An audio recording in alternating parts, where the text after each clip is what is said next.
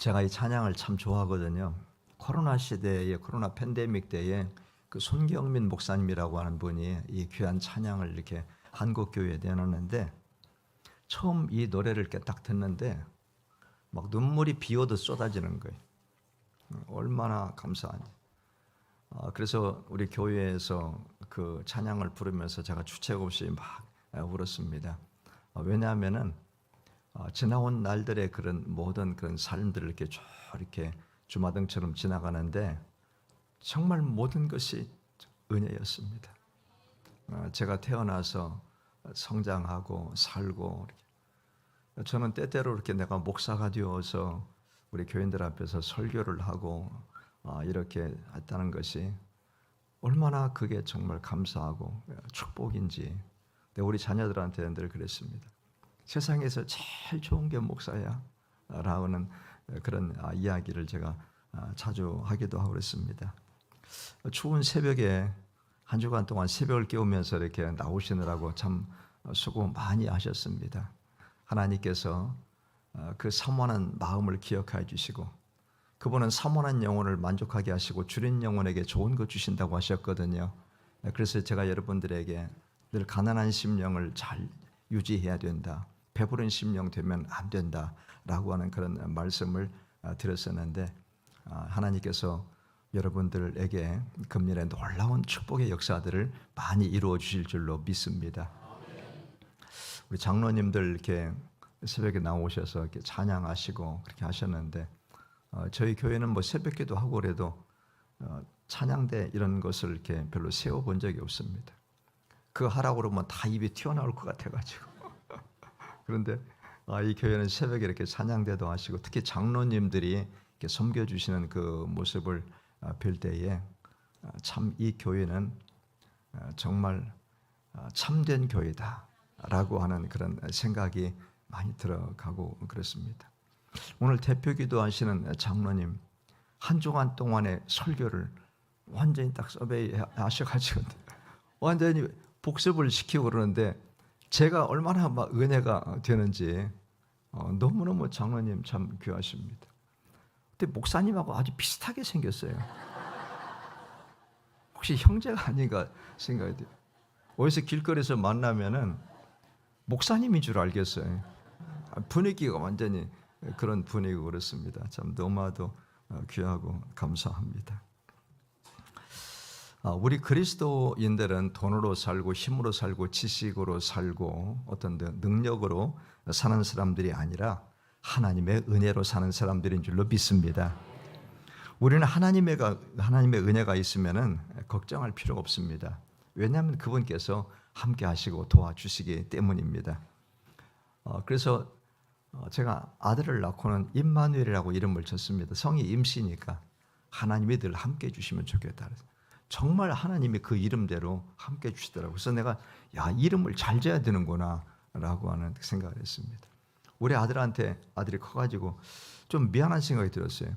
왜냐하면은 저는 막 이렇게 아들을 낳고 너무 좋아가지고 겁도 없이 임마누엘 딱 지었는데, 이 이름이 혹시 멍해가 되지 않을까, 굉장히 부담스럽지 않을까. 그래서 이렇게 보니까 우리 아들한테 별명이 무슨 뭐 마늘, 뭐 임마, 무슨 뭐 마누라 뭐 이렇게 하고 이제 놀리기도 하고 이제 그러는 것 같았는데, 그래서 제가 어느 날 물었습니다. 이름을 고쳐줄까? 아니에요, 좋아요 그러더라고요. 사람들이 자기 이름을 한번 딱 들으면 다 기억한다는 거예요. 잊어버리지 않는다는 것입니다.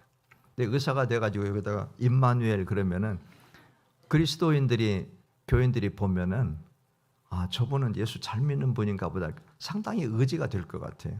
그래서 내가 아들한테 수술하기 전에도 꼭 기도하고, 그리고 그 사람들을 예수를 믿는지 안 믿는지 모르지만은 내가 믿는 하나님께서 당신을 치료해 주시기를 바랍니다 라고 하면서 꼭 그렇게 격려해 드리라고 부탁을 하고 그랬습니다.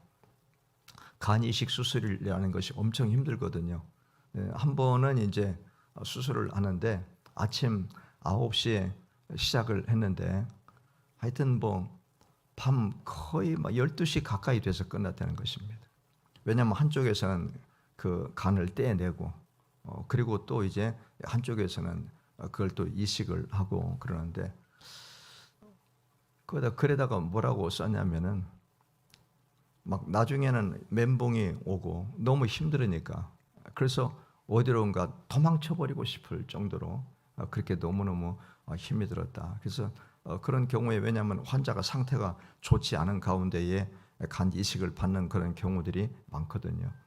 또 이식이 끝나고 나면은 혹시라도 이게 잘못되면 안 되니까 그래서 거기서 밤을 새면서 대기를 하고 집에 어떤 경우에는 며칠씩 들어오지 못하고 그러면서도 왜 이렇게 힘든 일을 택했냐 그랬더니 아빠 외과 의사가 진짜 의사예요. 그런 얘기를 해요. 그 완전히 3D 업종으로 의료계에서 불리거든요. 왜냐하면 수술하다 잘못되고 그러면 다 난리치고 막 뭐하고 그러기 때문에 굉장히 그 힘들고 늘 피를 보아야 되고 그러지 않습니까? 그런데도 자부심을 갖고 그 일을 하고 그래서 얼마나 참 감사한지 알 수가 없습니다. 아들 자랑을 한 것 같아요. 죄송합니다. 사실 아들 얘기하려고 하는 것은 아닌데 딸을 낳는데 뭐라고 이름을 지으면 좋을까? 주은이라고 쳤습니다. 임주은. 주은이라는 이름이 많더라고요. 주님의 은혜. 주님께서 이 아이에게 늘 함께해 주시어서 은혜를 부어주시면 참 좋겠다라고 하는 그런 마음으로 이름을 지었는데 정말 주님께서 은혜를 주시는 것 같아요. 얼마나 참 감사한지 알 수가 없습니다.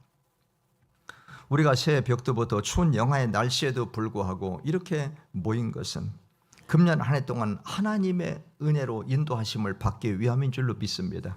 잠언 16장 3절 9절 또 시편 23편 1, 2절을 같이 읽겠습니다.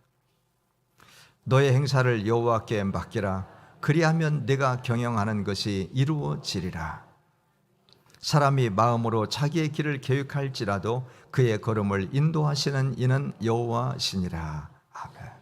여호와는 나의 목자시니 내게 부족함이 없으리로다. 그가 나를 푸른 풀밭에 놓이시며 쉴만한 물가로 인도하시는도다. 아멘. 여러 가지 많은 계획을 세우고 이렇게 하고 저렇게 하려고 하는 건 할지라도 하나님께서 그 발걸음을 우리의 삶의 길을 인도해 주지 아니하시면 우리가 계획하고 세우는 이런 모든 것들은 다 아무것도 아닌 것입니다. 그분이 세우지 아니하시면 세우는 자의 수고가 헛되다라고 시편 121편은 말씀을 하고 있습니다. 하나님께서 여러분들과 함께 하시기를 간절히 축원합니다. 주님이 도와주시면 되는 것입니다. 저는 하나님 앞에 늘 기도할 때 즐겨 사용하는 그런 이 관용 어구가 저한테 있습니다. 하나님 불쌍히 여겨주세요. 저는 지금도 그렇고 설교하러 올라가기 전에도 주님 불쌍히 여겨주시옵소서. 주님 저 좀 도와주시옵소서. 여러분 사람이 우리를 불쌍히 여기면 진짜 불쌍하게 되어버립니다. 그러나 하나님이 우리를 불쌍히 여기면은 불쌍한 데서 벗어나게 되어지고 하나님께서 우리를 높여주시고 늘 충만하게 만들어주시는 줄로 믿습니다. 사람은 여러분들을 불쌍히 여기지 않지만 하나님은 여러분들을 불쌍히 여기셔서 금년 한 해 동안 때마다 일마다 여러분들과 함께 하시고 동행하여 주시어서 모든 곳에서 하나님의 영광을 나타내는 귀한 역사들이 많이 있게 되기를 주님의 이름으로 축복합니다. 저는 시편 23편 아주 어릴 때 암송을 했는데 그렇게 좋을 수가 없어요. 어떤 때는 시편 23편 1절만 딱 묵상을 하면은 더 이상 진도를 나가고 싶지 않아요. 왜 그렇습니까? 부족함이 없잖아요. 부족함이 없는데 뭘 더 읽고 뭘 더 할 필요가 있는가라고 하는 그런 생각이 들어요. 하나님은 나의 목자시니, 나의 목자시니, 우리의 목자가 아니고 나의 목자시니 내게 부족함이 없으리로다. 다윗이 그것을 경험하고 하나님의 은혜 가운데 사는 것입니다. 하나님 다윗이 경험했던 그 은혜를 저에게도 주시옵소서. 주님이 저의 목자 되시면 저는 일생의 삶에 어디서 무엇을 하든지 어느 곳에 있든지 저는 부족함이 없습니다 라고 주님 앞에 고백을 하는 것입니다. 우리가 계산하고 나름대로 열심히 준비하였지만 마음 먹은 대로 되지 않는 때가 많이 있습니다. 마음 먹은 대로 다 돼버리면요 여러분, 이 땅에서 실패할 사람, 잘못될 사람, 어려움 당할 사람 누가 있겠습니까? 그런데 뭔가 엉성하고 내 생각에는 잘 안 될 것 같았는데 도리어 잘 되는 역사가 일어나는 경우가 있는데 그것이 바로 하나님의 은혜로 된 것입니다. 한 번은 제가 교회에 갔는데 저는 꼭 원고를 준비해가지고 그래서 원고 설교를 하거든요. 근데 원고를 안 가지고 왔어요. 주일날. 일부 예배 때. 그래가지고 심장이 벌렁벌렁 거리는 거예요. 그래서 제가 주님 도와주시옵소서. 그리고 나서 저는 그냥 설 테니까 하나님이 말씀을 하시옵소서라고 했는데 그날따라 완전히 진짜 은혜가 되는 거예요. 야, 이게 내가 생각하고 이런 거 그냥 내가 이렇게 생각을 하지 못했던 그런 말들도 막 나오고 이렇게 그러는데 그러면서 제가 설교를 하면서 제가 막 놀라고 있는 거예요. 아니 어떻게 내가 생각을 하지도 못했던 이런 말들이 이런 내용들이 과거 옛날에 읽었던 그런 책에 뭐 이런 부분들도 그렇고 이게 막 나오는 거예요. 야, 하나님이 역사하시니까 하나님이 도와주시니까 나도 은혜가 되고 교인들도 은혜가 되어지고 할렐루야. 그날 부흥회하는 역사가 일어났던 것입니다. 여러분. 그게 바로 하나님의 은혜인 것이죠. 야, 역시 내가 말 잘하는구나, 설교 잘하는구나. 이러면 이건 끝나는 거예요. 이건 엑스페예요. 주님 영광 받으시옵소서. 주님 정말 멋지십니다. 이러면서 하나님 앞에 감사가 저절로 나온 것입니다.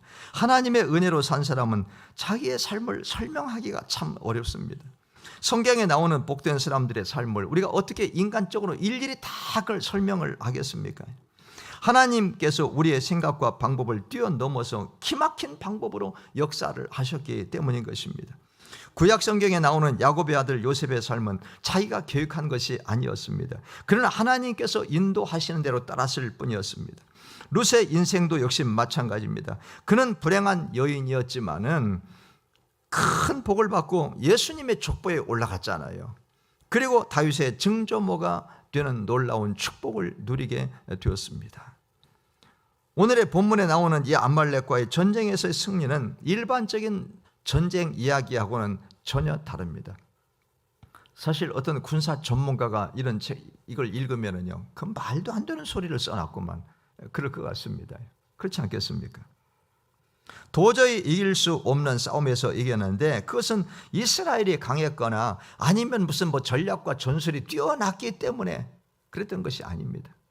무슨 뭐 대단한 무슨 뭐 핵무기를 만들고 미사일을 만들고 신무기를 만들어서 승리하게 되는 것이 아니고 하나님께서 이기게 해주시면 이기게 되는 줄로 믿습니다. 제가 그랬잖아요. 아수르의 사내립이 18만 5천 명을 대군을 이끌고 예루살렘을 완전히 포위하고 그러는데 모두가 다 두려움에 떨고 올 때 히스기야 왕이 하나님의 성전에 나가서 저들이 항복하라고 하는 문서를 가지고 왔는데 그걸 가지고 와서 하나님 보시옵소서. 저 하나님을 모르는 이방 백성들이 이렇게 하나님을 모독하고 하나님의 백성들을 모욕하는데 주님 보시옵소서. 하나님 앞에 울면서 간절히 기도할 때 그날 밤에 하나님께서 18만 5천 명을 뭔 전염병이나 연병으로 죽이셨는지 코로나로 죽이셨는지 모르지만 완전히 다 쓸어버리신 거예요. 전쟁이 그래 성경은 뭐라고 그래요? 전쟁은 어디에 속해 있다고? 여호와께 속해 있다. 할렐루야. 그래서 만군의 여호와라고 그렇게 우리가 하나님을 찬양하는 것입니다.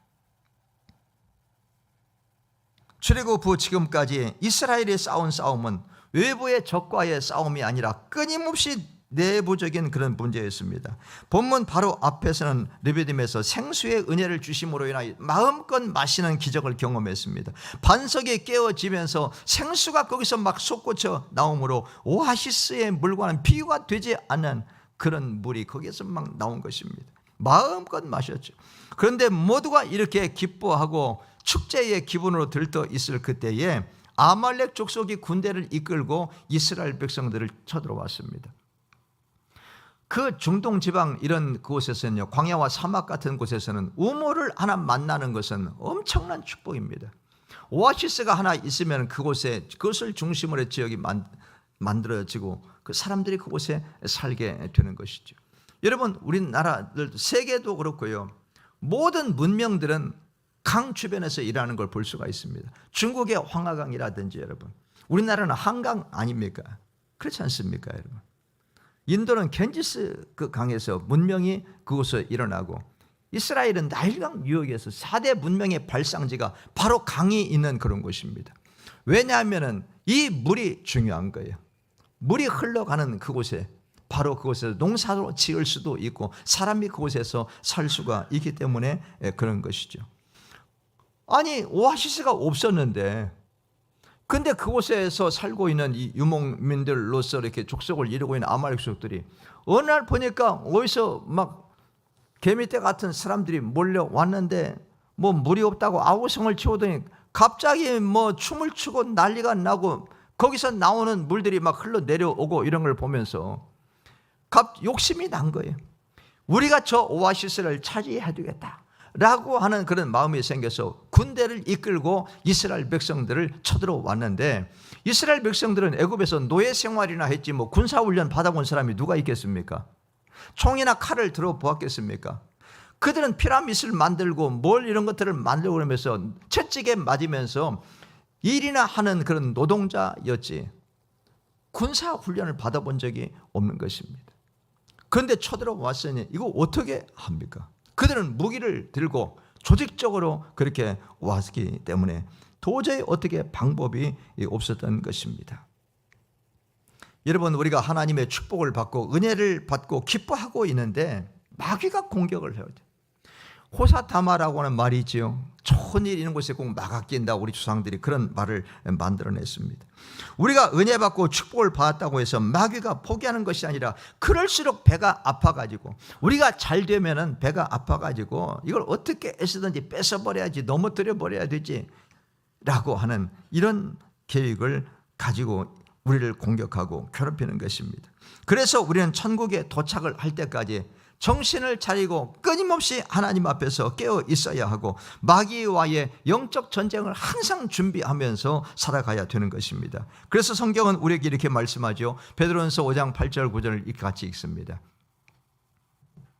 근신하라, 깨어라. 너희 대적 마귀가 우는 사자같이 두루다니며 삼킬 자를 찾나니, 너희는 믿음을 굳건하게 하여 그를 대적하라. 이는 세상에 있는 너희 형제들도 동일한 고난을 당하는 줄 알미라. 아멘. 에베소 6장도 읽습니다. 모든 기도와 간구를 놔두어 항상 성령 안에서 기도하고 이를 위하여 깨어 구하기를 항상 힘쓰며 여러 성도를 위하여 구하라. 아멘. 마귀가 하나님도 졸지도 아니하시고 주무시지도 아니하시고 우리를 불꽃 같은 눈동자로 살피시고 그러시지만은, 마귀도 역시 마귀가 자빠져 자지도 않아. 마귀는 피곤한 줄도 모르는가 봐. 우리는 피곤해가지고 지쳐 쓰러지는데, 마귀는 눈을 부릅뜨고 우리 주변을 우는 사자와 같이, 이렇게 굶주린 사자와 같이 우리를 공격하기 위해서 틈만 보이면은 우리의 약점이 무엇인지 그것을 쫙 살피고 그쪽으로 들어오는 것입니다. 그래서 뭐라고 말씀합니까? 베드로서가 근신하라, 깨어라, 깨어 있어야 된다라고 하는 것입니다. 육체는 잠을 자더라도 우리의 영은 잠을 자면은 안 되는 것입니다. 늘 깨어 있어야 되는 것입니다. 그래서 마귀와의 이 영적 전쟁에서 승리를 해야 되는 것이죠. 마귀와의 싸움에 승리하기 위해서는 기도밖에는 방법이 없습니다. 그런데 마귀는 우리가 깨어 기도하고 있으면 우리를 이길 수 없다는 사실을 잘 알잖아요. 그렇기 때문에 어떻게든지 우리를 잠자게 만드는 거예요. 옛날에는 마귀가 우리를 막 괴롭히고 뺏어가고 뭐 이렇게 하고 그렇게 위협하고 그러는데, 요즘은 그렇게 하지 않습니다. 잘되게만. 왜냐하면 자기가 힘들게 한번 괴롭히면 괴롭힐수록 병들게 만들고, 또 어떤 어려운 일 만들면 기도도 안 하는 게 갑자기 나와가지고 막 새벽에 일어나서 주여 주여 하면서 기도하고 그러는 거예요. 아, 이게 안 먹혀 들어가는구나. 이게 어떻게 하면 좋을까? 마귀들이 모여가지고 이 전략 회의를 했다고 합니다. 그때 똑똑한 마귀가 우리가 지금까지 잘못 생각한 것 같습니다. 딱 그러면서 앞으로 잘되게 해줍시다. 잘되게, 아프지도 않고 건강하게 하고 잘되게 해주니까 어떤 일이 생겨요? 모두가 성도들이 잠을 자버리는 거예요. 그렇게 열심히 기도하다가 병 났으니까 기도하지 않는 거예요. 어려울 때는 주여 주여 도와주시옵소서 막 그렇게 기도하다가 사업이 잘 되니까 목사님 요즘 바빠가지고요. 거래처 사람들 만나고 뭐 하고 막 있는데 바빠서 요즘 못 가니까 목사님 이해하시기를 바랍니다. 라고 그렇게 하는 거예요. 자식들이 잘 되니까 자랑이나 하러 다니고 얘가 우리 집안이 다 머리가 좋아요. 얘가 아주 똑똑합니다. 이러면 자랑이나 할 줄 알지 하나님 앞에 감사하고 하나님의 은혜에 보답하기 위하여서 그래서 하나님 앞에 더 많이 기도하고 더 열심히 충성 봉사하고 하나님 우리 자녀들 축복해 주셔서 감사합니다.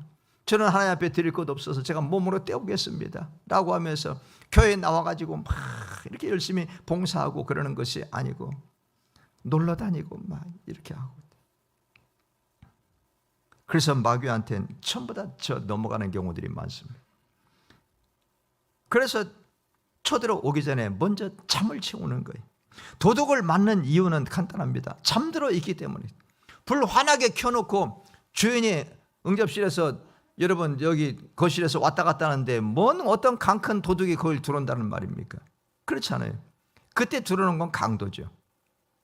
도둑은요 모두가 다 잠들어 있을 때 조용할 때 바로 그때 슬그머니 이렇게 들어오는 것입니다. 성경은 마귀가 도둑과 같이 도적과 같이 온다라고 그렇게 말씀을 하고 있습니다. 나태함으로 잠들어 있는 분들 조심하시기 바랍니다. 이번에 다 깨어나셔야 되는 것입니다. 잠들어 있는 가운데 사건이 뻥 터져버리면 수습이 잘 안 됩니다. 정말 어렵습니다. 후유증도 심하고요. 그러나 깨어 기도하는 사람에게 마귀가 역사하고 뭐 사건 터지면은요 오히려 하나님께서 전화 위복의 기회로 만들어 주시고 합력하여 선을 이루어 주시고 하나님의 은혜가 되고 축복이 되도록 해 주시는 줄로 믿습니다. 그래서 여러분들 하나님께서 깨어 기도하라 뭔가 신호를 주시고 사인을 주시면 그때 벌떡 일어나서 기도해야 됩니다. 제가 옛날에 아주 오래전에 우리 교회에 중보기도 사역을 도입을 하기 위하여서 하여튼 20년도 훨씬 넘었는데 그때 지구촌교회 이동원 목사님이 한국교회에 중보기도 사역을 소개를 하는 세미나를 하시는 거예요. 그래서 제가 우리 저기 오늘 기도하신 장로님과 같이 저하고 아주 단짝인 장로님이 계시는데 그 장로님 제가 약국을 하시는 장로님이거든요. 약사들은 그 약국을 비우면 안 됩니다. 살살 그 장로님을 꼬드겨가지고 너무너무 좋은 세미나가 있는데 저랑 같이 가십시다. 그래가지고 그 수지 그쪽에 지구촌 교회 거기 와가지고 2박 3일 동안 거기서 그 세미나에 참석을 하고 그리고 나서 중보기도실을 만들고 중보기도 사역을 교회에 도입을 했거든요. 그때 그 이동원 목사님이 그 간증을 하시는데 강의를 하시는 가운데 무슨 간증을 하셨냐면은 그 미국에서 살다가 이렇게 오셨잖아요. 한국에 청병을 받아가지고 그러니까 아들 둘이 이제 미국에 있고 그래서 아들 둘 살피느라고 사모님도 이제 그곳에 계시고 그러는데 오늘 밤에 잠을 자는데 갑자기 새벽 2시에 이 잠이 딱 깨지는 거예요. 그러면서 이상하게 잠이 안 오더라는 거예요. 들어넣어가지고 잠을 자려고 하는데 잠이 안 와요. 그때 이 목사님이 하나님께서 기도하라고 지금 나한테 사인을 보내시는구나. 기도를 하는데 자꾸만 미국에 있는 아내와 두 아들을 위해서 기도하게 하시는 거예요. 가지고 하나님 앞에 간절히 기도했습니다. 기도가 끝나고 나니까 잠이 드는 거예요. 그런데 아침에 전화가 온 거예요. 미국하고 이렇게 시차가 있지 않습니까? 거의 한 7시간 정도 이렇게 그러는데 근데 아침에 사모님이 전화해가지고 여보 내가 뭔 얘기를 하려고 하는데 너무 놀라지 마세요 딱 그러는 거예요. 그럼 무슨 일인데 그러니까 아이들을 학교를 이렇게 등교를 시키려고 미국에는 전부 아이들을 이렇게 전부 다 차로 실어다 이렇게 학교 보내고 다 그래야 되거든요. 거기는 뭐 운전할 줄을 모르면 못 삽니다. 가지고 가는데 사고가 나가지고 차가 완전히 굴러버렸다는 것입니다. 근데 차가 굴렀는데 타박상 이런 데만 좀 있고 우리는 세 가족이 다 멀쩡해요. 다 그렇게 얘기를 하더라는 거예요. 그래서 목사님이 몇 시에 그런 일이 일어났는데? 라고 딱 물어보니까 이 목사님이 기도하시던 새벽 2시 바로 그때에 그 일이 일어난 거예요. 할렐루야. 하나님께서 이 목사님으로 하여금 네 딸과 네 아내와 네 2 아들을 위해서 기도하라 라고 잠을 깨우신 거예요. 왜? 그때 마귀가 바로 자동차를 뒤집어 엎어버리고 공격을 하는 그런 일들이 있기 때문에 하나님께서 이렇게 하신 것이죠. 그때 목사님께서 뭐 이렇게 잠이 안 오고 내 새벽 기도 가야 되는데 투덜투덜 대면서 그리고 하면 기도도 안 하고 그냥 계속 잠을 자려고 계속 그랬으면 어떻게 됐을까요? 큰일 나죠. 하나님께서 우리에게 어떤 때요, 특별히 어떤 사람을 생각나게 하신다든지 아니면 누구를 위해서 기도하고 싶은 마음이 들어가도록 내 마음에 사인을 주시고 성령으로 감동을 주실 때 있는데 그때 기도해야 됩니다. 직장에 있든지 어느 곳에 있든지 여러분 그때 운전을 하다가도 그런 사인이 오면은요 갓길에 차를 딱 세워놓고 그때 기도하셔야 되는 거예요. 이거 묵사라고 무시하면 안 됩니다. 영적으로 깨어 있는 사람은 그런 영적으로 좀 예민하고 민감해야 되는 것이죠, 여러분. 할렐루야.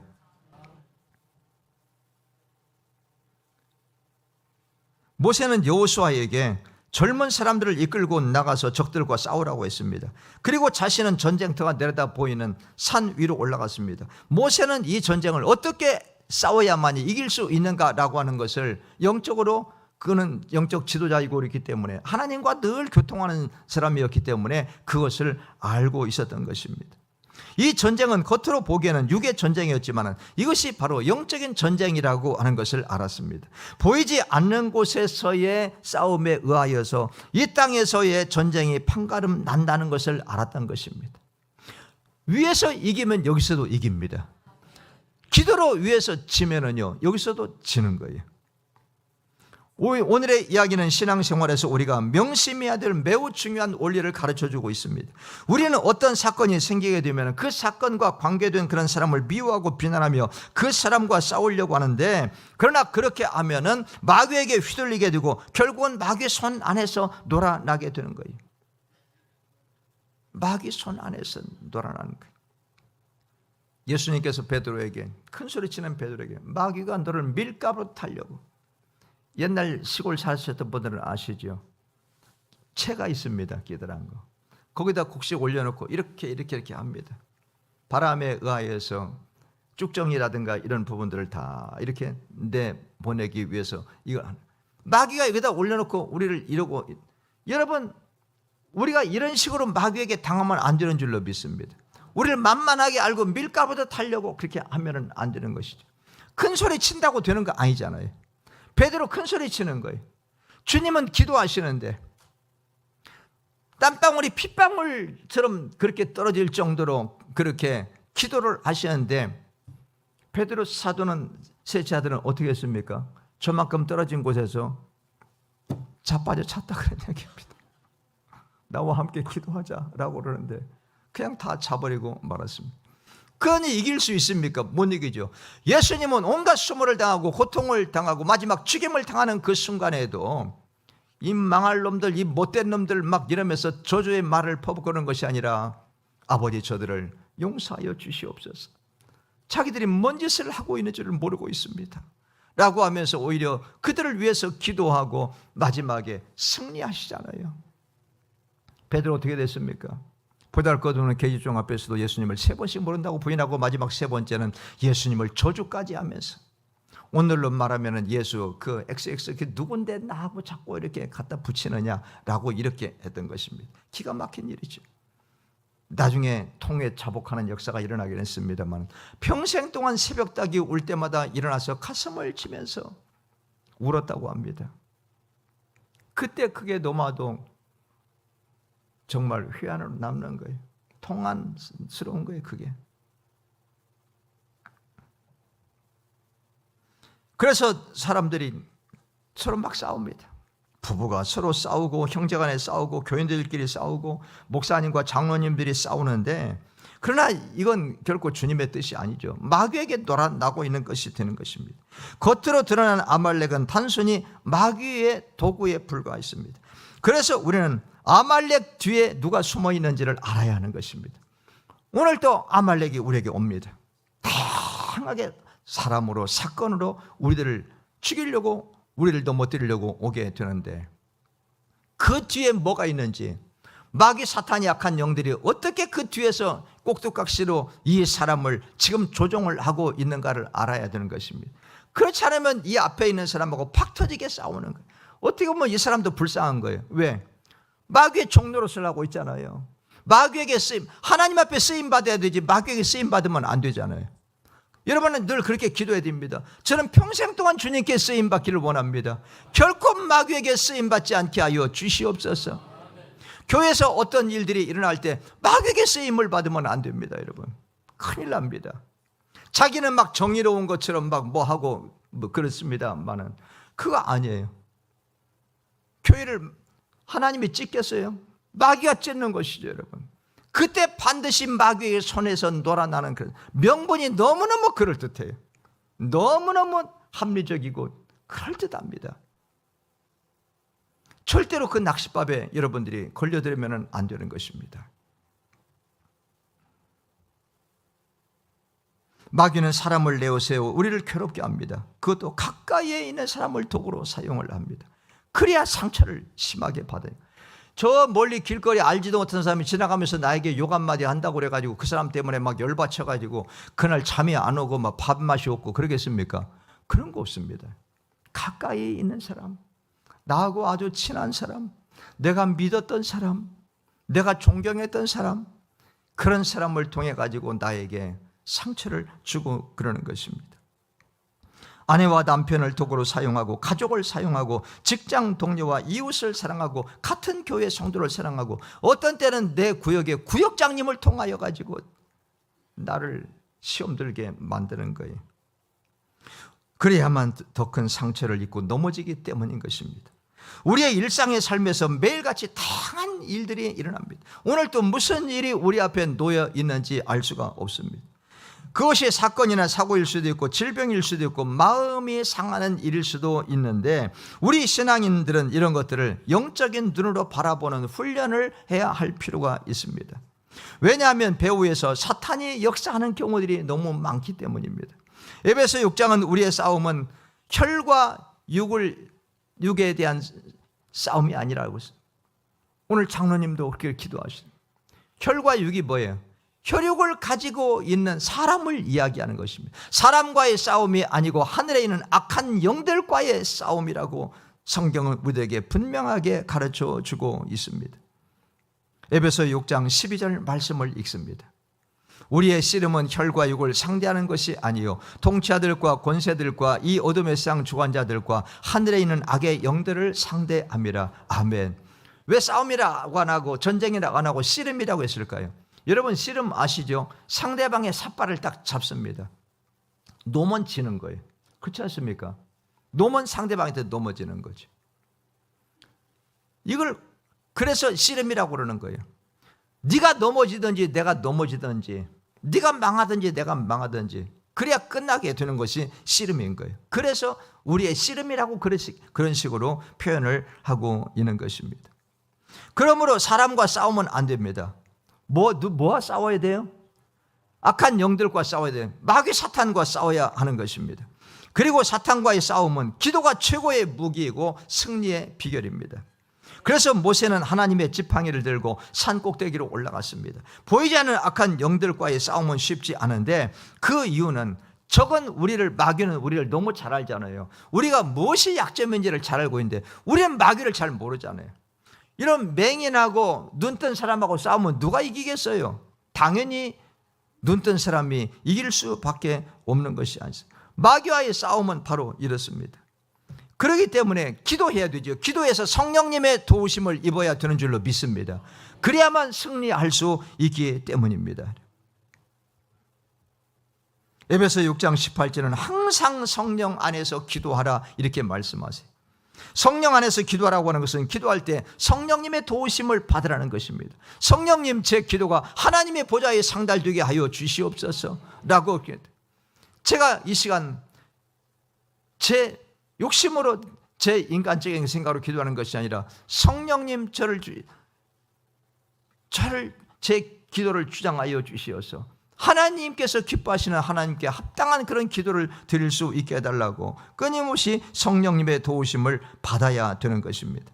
모세가 아론과 훌을 대동하고 싸움의 현장을 떠나서 산꼭대기로 올라간 것은 백성들에게는 이해 안 되는 것일 것입니다.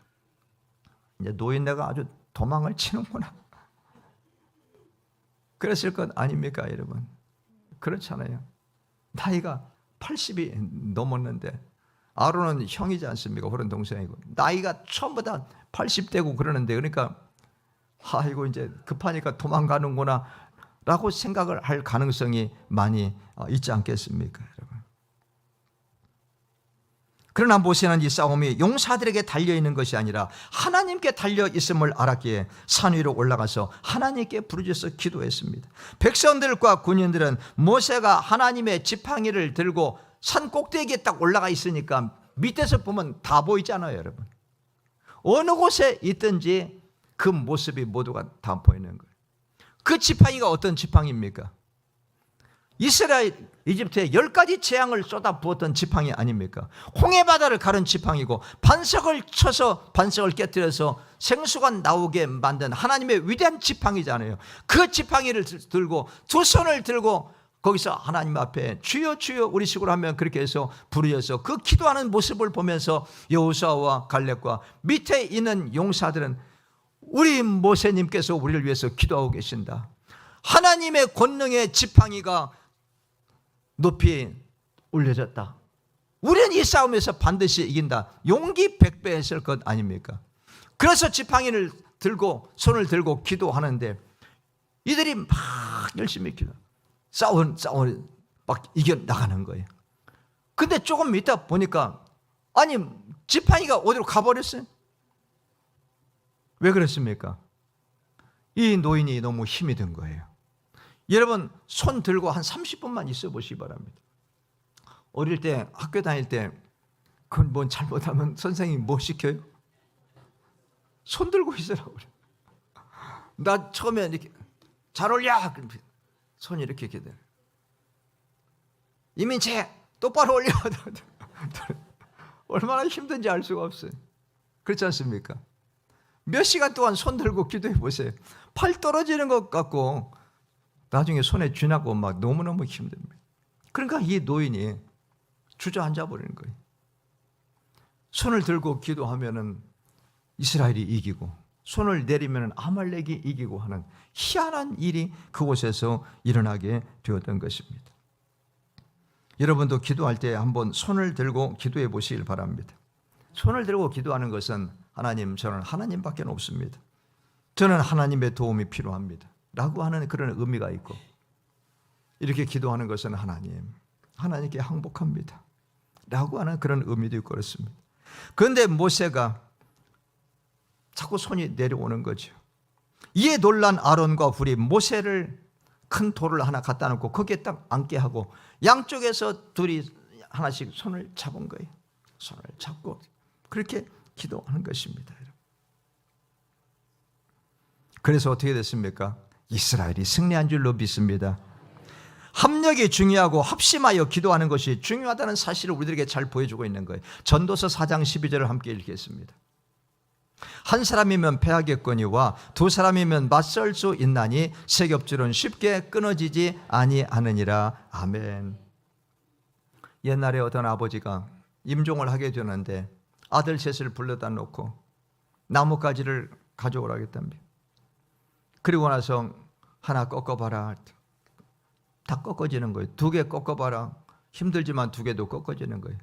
3개를 꺾어봐라, 그러니까 안 꺾어지는 거예요. 아버지가 세 아들들한테 너희들이 함께 늘 마음을 같이하고 합심해서 서로 의지하고 그러면 세상에 어떤 일도 다 이겨나갈 수 있느니라 라고 그렇게 유언을 하고 돌아가셨다는 그런 이야기가 있습니다. 세 겹줄은 끊어지지 않는 것입니다. 신앙생활에서 홀로 있는 것은 위험합니다. 함께 하는 것이 중요합니다. 나무를 이렇게 옮겨 심을 때 어떤 경우에는요, 이렇게 보면은 우리 강원도 지역 같은 데는 산에서 굉장히 큰 나무, 뭐 아파트 이렇게 새로 신축할 때도 소나무 굉장히 높, 밑에를 전부 가지를 치고 위에만 이렇게 있거든요. 그 나무를 이렇게 쭉 심어 놓습니다. 근데 나무가 높이가 거의 10m 이상 이렇게 되는 나무들을 갖다 이렇게 해 놓는데 꼭 뭘 합니까? 대나무를 갖다가 나무들끼리 전부 이렇게 해가지고 묶어 놓습니다. 보셨지요? 이유가 뭡니까?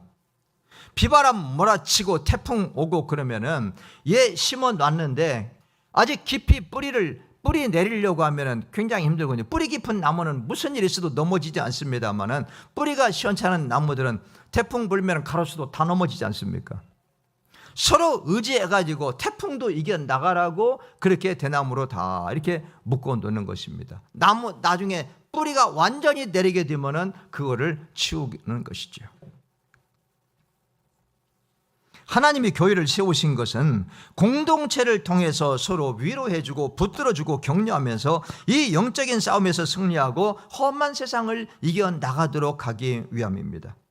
사탄은 우리가 하나 되고 또한 합심하여서 기도하는 것을 어떻게 애쓰든지 못하게 하는데 우리가 여기에 말려들면 안 됩니다. 모닥불의 원리도 여러분 잘 아실 거예요. 우리가 이렇게 나무 토막들을 갖다가 이렇게 모닥불을 만드는데 이거 불 꺼뜨리는군요. 물 안 끼얹어도 나무들을 따로따로 이렇게 분리시켜 놓으면 어떻게 됩니까? 금방 꺼져버립니다. 그러면 어떻게 되는지 아십니까? 거기서 뭐가 나와요? 연기가 나오기 시작을 해. 불이 꺼지면은.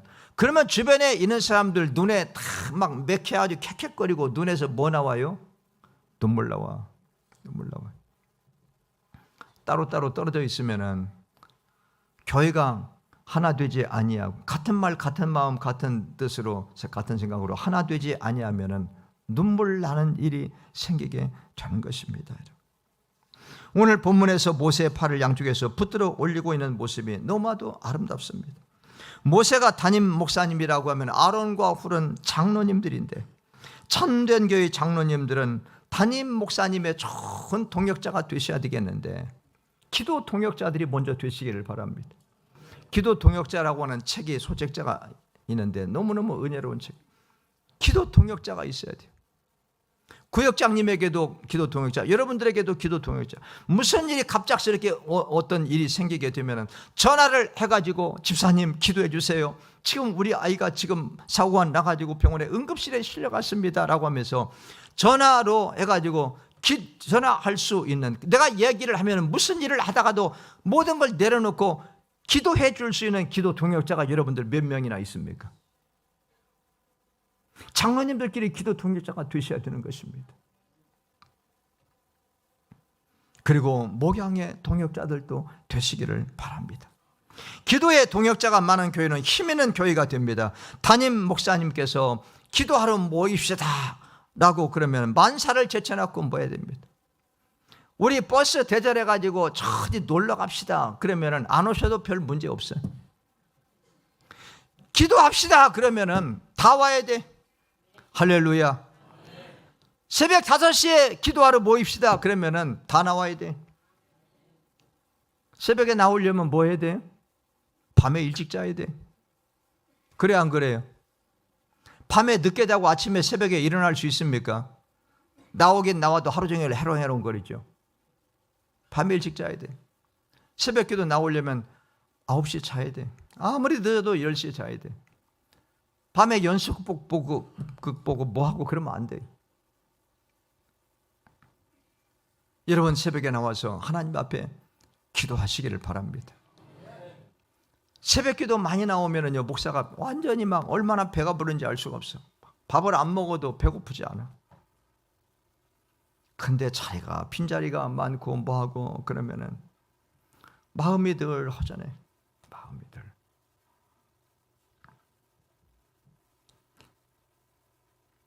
우리 교회 앞에서 말씀드린 대로 25년 전에 중보기도 사역을 시작했습니다. 계속 1시간마다 계속해서 기도합니다. 또 와가지고 또 임목교대에서 기도하고 그런 일들은 주일 낮에도 예배 순서를 딱 놓고 주일 중보기도팀이 기도를 합니다. 일부 예배 7, 8명 함께 모여가지고 기도합니다. 그 순서를 이렇게 딱 보면서, 왜냐하면 예배 시간 쫙 이렇게 가지 않습니까? 그래서 대표 기도할 때는 장로님을 위해서 기도하고, 설교할 때는 목사님을 위해서, 찬양할 때는 찬양대를 위하여서 그때 우리 중보기도 팀들이 기도를 하는 것입니다. 우리 교회에서도 큰 환란이 닥쳐왔습니다. 이 교회 못지않은 환란이 왔습니다. 그런데 중보기도 사역으로 인하여서 승리할 수가 있었습니다. 큰 건축이 여러 번 있었지만 한 번도 건축하고 나서 시험 든 적이 없었습니다. 왜냐하면 중보기도 사역이 계속해서 돌아가고 있었기 때문이었습니다. 가정에서도 기도의 불이 꺼지면 안 됩니다. 누군가가 기도하는 파수꾼이 있어야 되는 것입니다. 모두가 다 잠들어 버리면 안 되는 것이죠.